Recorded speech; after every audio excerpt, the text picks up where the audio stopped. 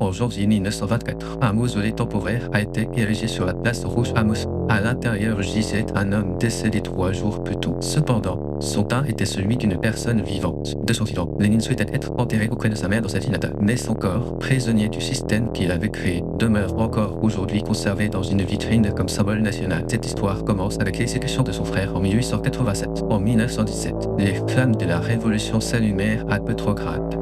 Les révolutionnaires cherchaient à renverser l'ancien empire en criant du pain et la paix. Et au centre de cette révolution se trouvait l'architecte Vladimir Ilitch Lénine. Le 22 avril 1870, à Saint-Dirsk, sur le cours moyen de la Volga, dans l'Empire russe, Vladimir Ilitch Ulyanov est né. Son père, Ilya Ulyanov, était un fonctionnaire de l'éducation impériale. La famille bénéficiait d'un environnement stable qui correspondait à l'image idéale de l'Empire. Et il a grandi dans un milieu éducatif d'élite. Vladimir était un talent naturel qui a toujours obtenu les meilleures notes. Et il parlait couramment le latin et plusieurs langues étrangères. Parmi les professeurs qui lui ont enseigné, il était le père d'Alexandre Koroski, qui devint plus tard un symbole de la contre-révolution. Et il aurait qualifié Vladimir de l'élève le plus exceptionnel que j'ai jamais vu.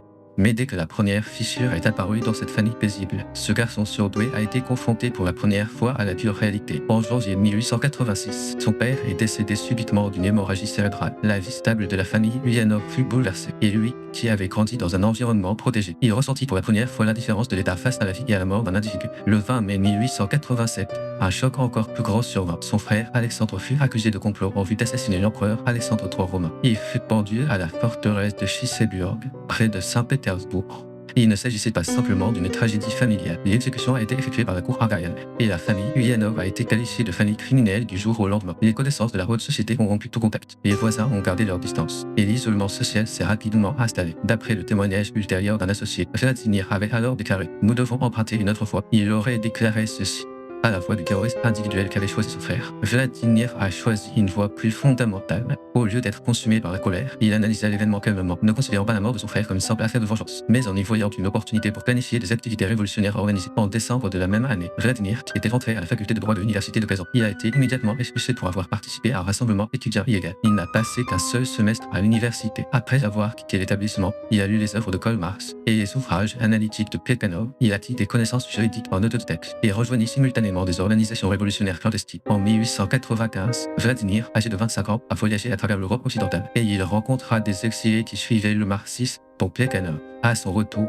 tout en organisant des groupes de travailleurs à Saint-Pétersbourg, il a été arrêté par la police pour activité marxiste. Il fut condamné à 3 ans d'exil à Chichanskoïe, en Sibérie, au milieu des champs de neige glaciale et d'un isolement extrême. Il a ainsi pu se concentrer sur l'écriture et la contemplation. En exil, Vladimir a analysé d'énormes quantités de données et il est l'auteur de Le développement du capitalisme en Russie. Ce livre est devenu le fondement théorique de sa façon de organiser des groupes révolutionnaires à l'avenir. Durant cette période, il a épousé Nadezhda Krupskaya.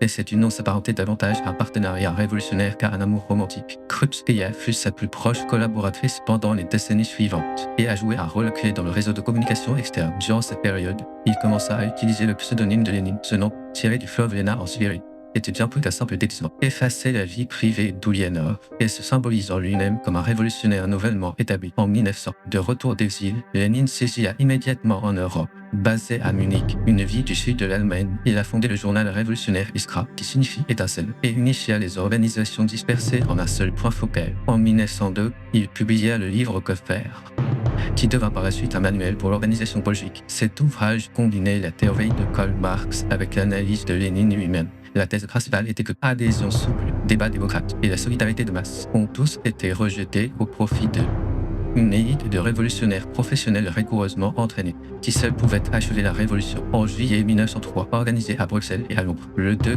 congrès du NRSDLP, il est devenu le catalyseur des divisions factionnelles. Lénine cherchait à limiter l'adhésion à une direction tirée et à une obéissance absolue. Mardov, quant à lui, préférait une association plus souple. Suite à la confrontation des deux positions, un vote a été organisé. Et tandis que Lénine gagnait en popularité, même de justesse, il a nommé ses partisans bolcheviques, ce qui signifie la majorité, et l'opposition menchevique, c'est-à-dire la minorité. Cette appellation conférait à Lénine un avantage symbolique et psychologique. Cela accentuait la division au sein du leadership politique et du mouvement lui-même. Parallèlement, le principe du centralisme démocratique a été établi. Cette structure, qui autorise le débat mais exige une obéissance absolue après une décision, elle a servi de cadre à la dictature soviétique à parti unique qui a suivi. En 1905, toute la Russie était en proie au chaos. Le 22 janvier, à Saint-Pétersbourg, pendant que les ouvriers manifestaient pour adresser une pétition au tsar, les tirs des gardes ont tué des centaines de personnes. Lors de l'incident connu sous le nom de dimanche sanglant, se propageant en grève et soulèvement à l'échelle nationale, Lénine revint d'exil pour rejoindre les organisations ouvrières. Cette expérience est devenue un point d'ancrage et la balle initiale pour l'unité organisationnelle du parti. Cependant, la révolution fut rapidement réprimée et Lénine retourna en exil,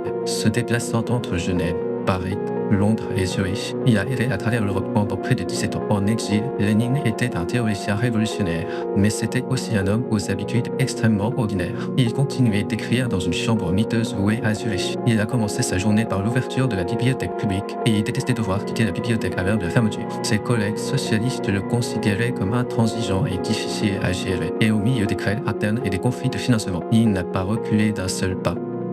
En juillet 1914, le déclenchement de la Première Guerre mondiale a provoqué une réaction de Lénine qui a choqué ses pairs. Alors que les partis socialistes européens, ils ont soutenu leur gouvernement et accepté la guerre. Il a lancé le slogan la guerre impérialiste se transforme en guerre civile, plaidé pour la voie complètement opposée. Son raisonnement était que la défaite de l'Empire russe avait accru le potentiel révolutionnaire. Il était perçu comme extrémiste par ses pairs. Mais Lénine resta inébranlable. Il pensait qu'à mesure que la guerre s'éternisait et que le peuple souffrait, cet épuisement allait devenir le catalyseur de la révolution. En janvier 1917, Lénine s'adressa calmement à de jeunes socialistes à Zurich.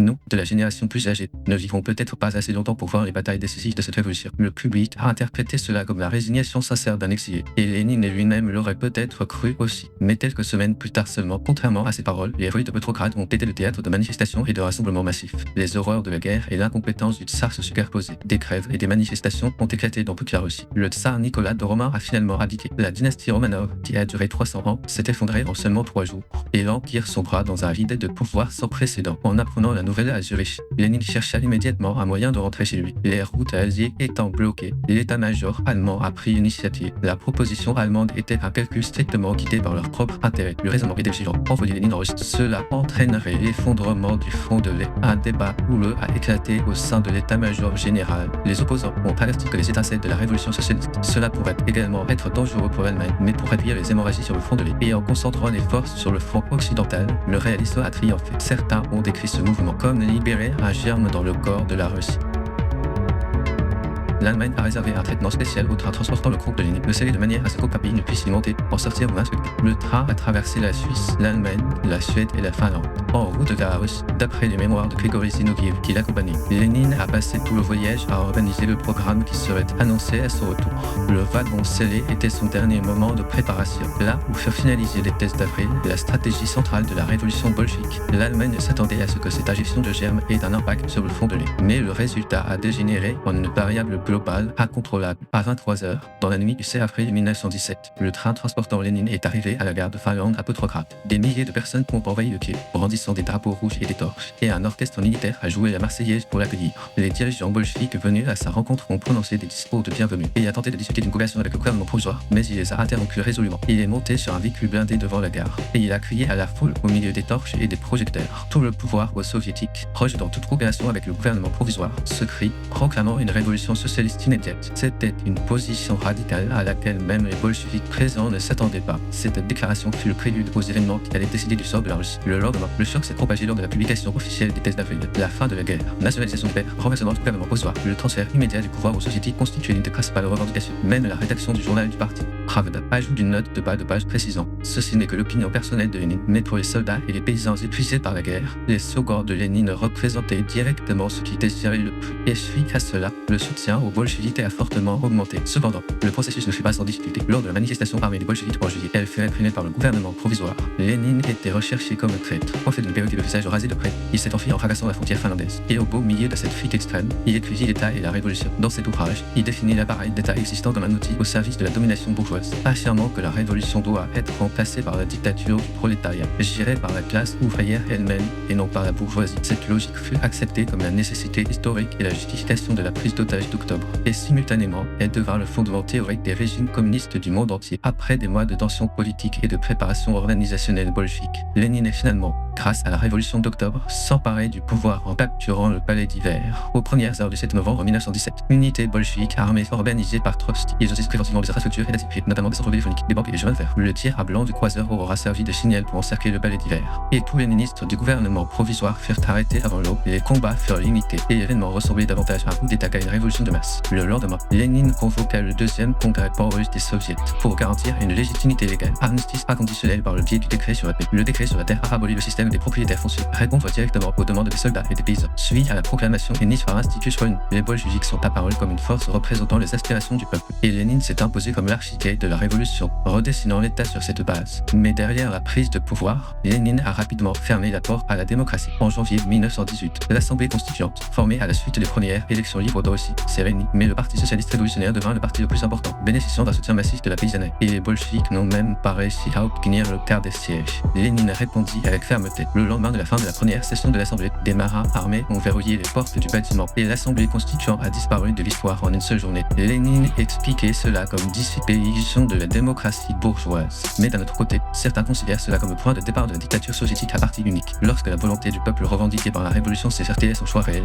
il a privilégié son propre pouvoir sans hésiter. Le 3 mars 1918, moins de 4 mois après la prise du pouvoir, Lénine a signé le traité le plus humiliant de l'histoire russe, le traité de Brest-Litovsk. La Russie soviétique, y compris l'Ukraine, la Biélorussie, les Pays-Baltes et la Finlande, environ 34% de la Russie européenne, 54% des terres agricoles et 89% des industries. Il a dû être rendu à l'Allemagne. Les communistes de gauche au sein du parti s'y opposèrent farouchement, le considérant comme un traité menant à la ruine nationale. Mais Lénine porta un jugement froid et calculé. On peut reconquérir les terres perdues plus tard, mais si le régime s'effondre, tout est fini. Il a qualifié le traité de période de répit. Et comme le traité fut par la suite invalidé par la défaite de l'Allemagne, son jugement s'est réalisé. Mais cette accalmie fut brève. En mai 1918, l'armée blanche contre-révolutionnaire lança une guerre civile à grande échelle avec le soutien des puissances alliées, et tandis que la légion tchécoslovaque, soutenant l'armée blanche, s'emparait du chemin de fer sibérien. Toute la Russie était divisée entre l'armée rouge bolchevique et l'armée rouge, et les forces contre-révolutionnaires de l'armée blanche. C'était là, alors que la guerre civile s'intensifiait. Le gouvernement de Lénine a pris une décision irréversible. Aux premières heures du 17 juillet 1918, dans la ville d'Yekaterinbourg, à l'élément Oural, des coups de feu ont retenti au sous-sol de la maison Nébatier. Nicolas de Romain et l'impératrice, détenus par les bolcheviks après leur abdication, et les 5 enfants ont tous été abattus sur le champ. Alors que l'armée blanche approchait de la ville, les dirigeants bolcheviks locaux, agissant sur les instructions de Moscou, et exécutions sommaires effectuées avec la disparition des derniers descendants de la dynastie Romanov, vieille de 300 ans, la possibilité d'une restauration impériale disparut complètement. Par conséquent, les forces contre-révolutionnaires perdirent toute justification à la négociation. Et pour les bolcheviks, il n'y avait plus aucune possibilité de retraite. La guerre civile était désormais devenue un combat jusqu'au bout, jusqu'à ce qu'un poste soit complètement anéanti. Si Lénine fut l'architecte de la diplomatie et de la gouvernance, l'homme qui a mené la guerre civile à la victoire sur le champ de bataille était Trotsky. Il a créé l'armée rouge et l'a reconstruite dès le départ d'une manière plus pragmatique que révolutionnaire. La stratégie principale consistait en la mobilisation forcée d'anciens officiers tsaristes, et le nombre d'anciens officiers tsaristes enrôlés de force dans l'armée rouge a atteint 50 000. Le problème était la confiance. Trotsky a instauré le système des commissaires politiques, en plaçant un commissaire du parti bolchevique auprès de chaque commandant militaire. Il exigeait une cosignature pour tous les ordres opérationnels, et pour tout officier qui a refusé d'obéir aux ordres ou qui a déserté. Il accorda au commissaire l'autorisation de procéder à des exécutions sommaires. On a également eu recours à la pratique consistant à prendre les familles des commandants en otage de facto dans la capitale. Cette double structure alliant expertise militaire et contrôle idéologique. Il s'agissait du prototype du système des officiers politiques soviétiques et dans les sociétés communistes du monde entier par la suite. Il s'est imposé comme le modèle standard de gestion du pouvoir et de la loyauté. Trotsky commandait l'armée rouge tout en traversant directement les lignes de front, et son moyen de transport était un train blindé. Pendant environ 2 ans et demi, de 1918 à 1920, il a parcouru plus de 100 000 km à bord de ce train, présent sur toutes les lignes de front confrontées à une crise. Chaque fois que les lignes de front montraient des signes d'effondrement, Trotsky arriva en train pour rallier les troupes.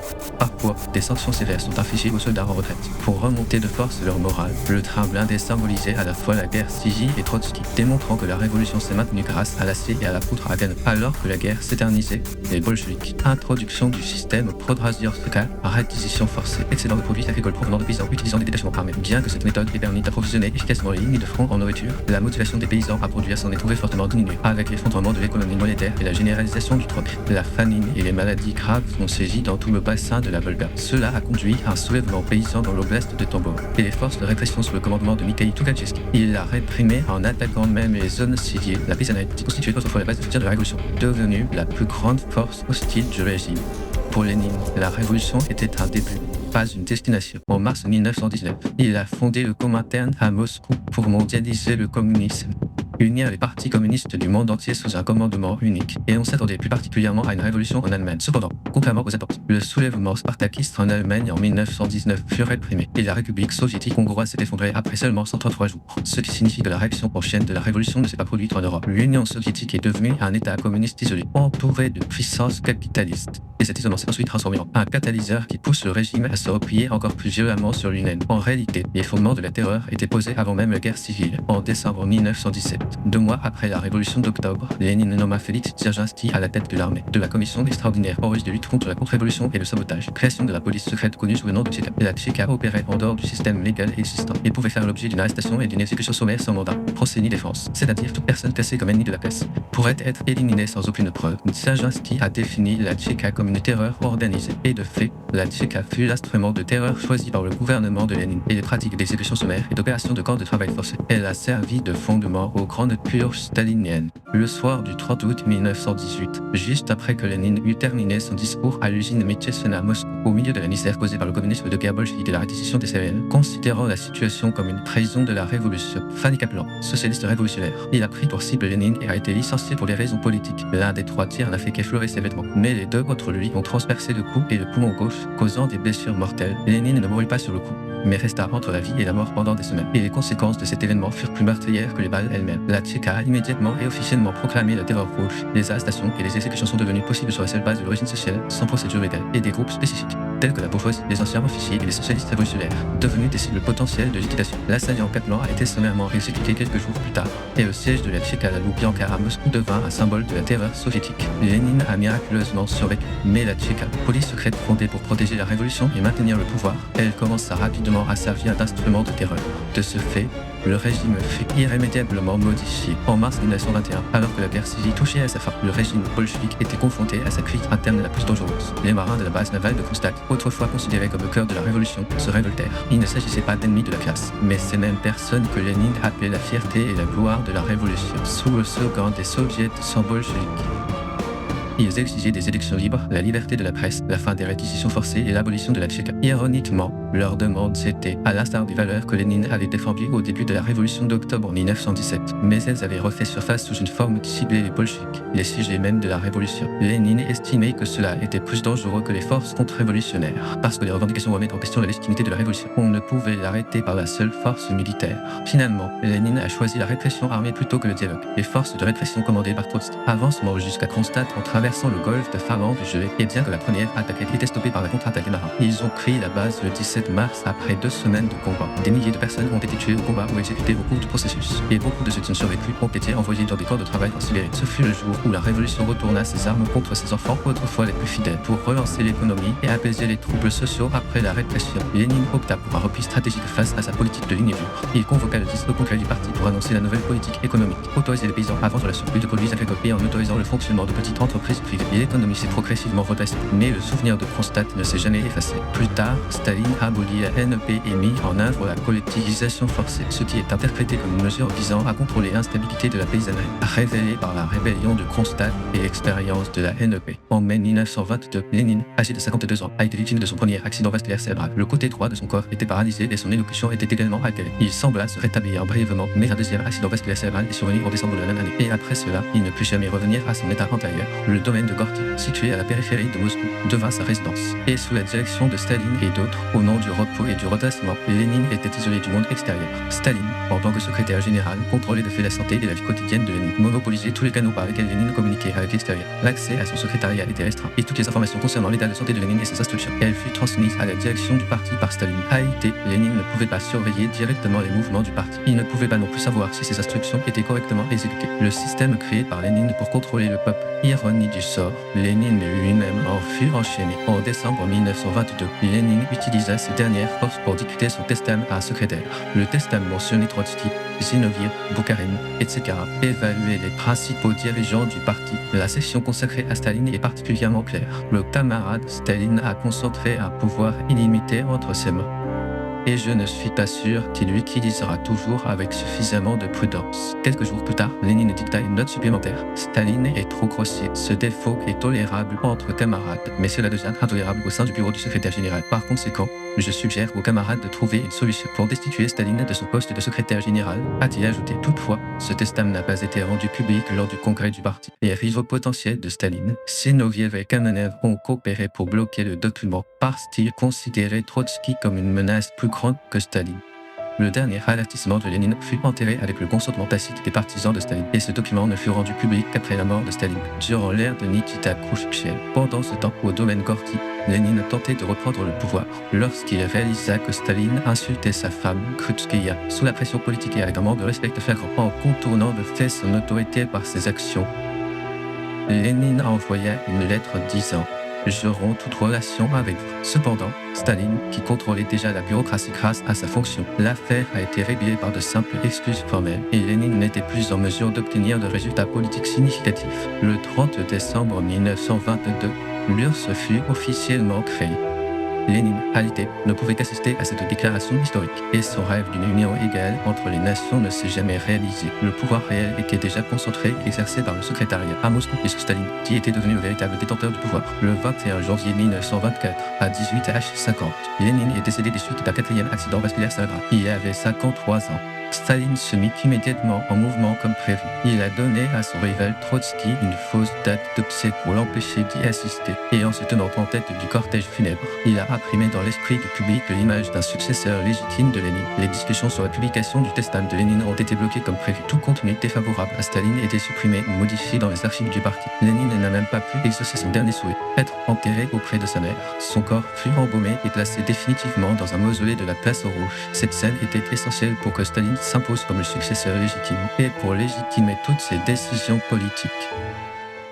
En 1930, le mausolée de Lénine a été remplacé. Il était autrefois en bois, mais en granit rouge. Elle prend l'apparence qu'elle a aujourd'hui. Selon certaines sources, son cerveau a été divisé en environ 30 000 tranches peu après sa mort. Sous prétexte d'étudier le génie, il était conservé dans un laboratoire d'un institut de Moscou. Et tandis que les recherches se sont poursuivies pendant des décennies, aucune conclusion significative n'a jamais été tirée. La préservation du corps fut de fait érigée en projet national. Chaque semaine, l'hydratation était renouvelée, le teint ajusté et les tissus renforcés, avec des traitements chimiques réguliers pour prévenir la dégradation du corps. On estime qu'environ 500 000 roubles étaient investis chaque année à cet effet, avec plus de 20 personnes dévouées impliquées, et en incluant l'entretien des installations et des équipements, une part importante du budget du gouvernement soviétique. Il est avéré qu'il a été utilisé pour la gestion du corps de Lénine. L'équipe de recherche dédiée responsable de ce travail. Le plus haut niveau de secret et de privilège lui était garanti, et cette technologie aurait ensuite été utilisée à titre de référence pour la préservation des corps d'autres dirigeants communistes. Le corps de Lénine n'était plus celui d'un individu, mais un symbole de la légitimité de l'État, et elle fut intégrée au système étatique. Lorsque l'Union soviétique s'est effondrée en 1991, la plupart des symboles communistes ont été démantelés, mais le mausolée de Lénine sur la Place Rouge est resté intact. Le président Boris Eltsine a proposé ses funérailles, mais la décision a été reportée pendant plus de 30 ans en raison de l'opposition des personnes âgées et des sympathisants communistes. Le régime de Vladimir Poutine utilise le mausolée comme ressource pour l'éducation historique et le tourisme. Réinterpréter Lénine non pas comme un communiste, mais comme un des bâtisseurs de l'État russe. Les budgets d'entretien ont continué d'être alloués, et Lénine restait exposé dans la vitrine. En juin 2025, pour la première fois depuis 1924, le mausolée il a été fermé pendant environ 2 ans pour des réparations structurelles de longue durée. Citoyens et touristes vont affluer sur la Place Rouge et l'aube, formant des files d'attente sur des kilomètres. Durant la période de réparation, l'état chimique du corps a été réexaminé. Des discussions ont également eu lieu concernant les limites des technologies de conservation et leur avenir. Certains chercheurs analysent que le corps de Lénine n'est plus un symbole de la révolution, mais une existence qu'on ne peut enterrer pour des raisons politiques, représentant un État où la Russie n'a pas complètement abandonné, et elle n'a pas complètement surpassé son passé. En 1887, à Saint-Dirsk, un garçon apprit que son frère avait été exécuté par pendaison et il décida qu'il devait changer le monde. 37 ans plus tard, cette détermination a conduit à la création du premier État socialiste au monde. Et dans ce processus, l'architecte est resté sous vitrine comme un symbole historique. La question de savoir si Lénine a voulu la dictature de Staline reste posée, mais le point important est que le système qu'il a laissé derrière lui, il a changé le cours de l'histoire, quelles que soient ses intentions. La révolution bolchevique n'était pas simplement un événement qui a changé le système politique d'une nation. C'était un exemple clair de la manière dont les idéaux Staline conçues par l'humanité se transforment sous la pression de la réalité et parfois elles se déforment de façon saisissante. Vladimir Ilyich Lénine s'est dirigé vers l'idéal ambitieux d'une société sans classe et égalitaire. Sa volonté était inébranlable et sa conviction absolue. Cependant, cette constance demeurait la plus grande ironie de la figure connue sous le nom de Lénine. Dans le processus de la révolution, la violence est devenue un outil et les moyens étaient justifiés par la fin. En conséquence, la terreur rouge fut perpétrée au nom de la révolution. Ils ont transformé l'aspiration aux idéaux en folie collective et un nouveau système de terreur s'est enraciné dans toute la société. La tyrannie du régime tsariste que Lénine cherchait à renverser a été ressuscitée sous une forme différente. Et le système qu'il a conçu fonctionnait selon les principes de l'efficacité froide et de la coercition. Les idéaux sont restés, mais les valeurs humaines et les limites éthiques se sont peu à peu estompées. La vie et la révolution de Lénine dépassent le cadre des choix d'un seul homme politique. Servir de terrain d'essai historique. Cela révèle ce qui se passe au moment où les idéaux et la réalité se heurtent. En tant que révolutionnaire, il a démontré qu'un individu peut être le sujet qui change une époque. Mais en même temps, cela a révélé que même l'architecte lui-même peut être piégé à l'intérieur de la structure qu'il a créée. Cette ironie fut à la fois la tragédie personnelle de Lénine et une partie du récit qui a traversé le siècle. L'héritage qu'il a laissé derrière lui ne peut se résumer à une seule signification. Certains le considéraient comme un symbole de la libération du peuple, tandis que d'autres le considéraient comme le fondateur d'un régime dictatorial impitoyable. En réalité, les deux perspectives coexistent, et les tensions entre eux restent encore aujourd'hui non résolues. L'histoire de Lénine s'achève ici, mais les questions qu'il a laissées derrière lui n'ont pas disparu. Les idéaux sont toujours mis à l'épreuve par la réalité, et, dans ce processus, les contradictions et les limites humaines se révèlent. Cette question dépasse les frontières de toute époque ou mythologie particulière, et tant qu'il existera des contradictions dans la nature humaine et dans les systèmes, elle restera valable à jamais devant nous. À ce moment précis, la révolution de Lénine perdure dans l'histoire.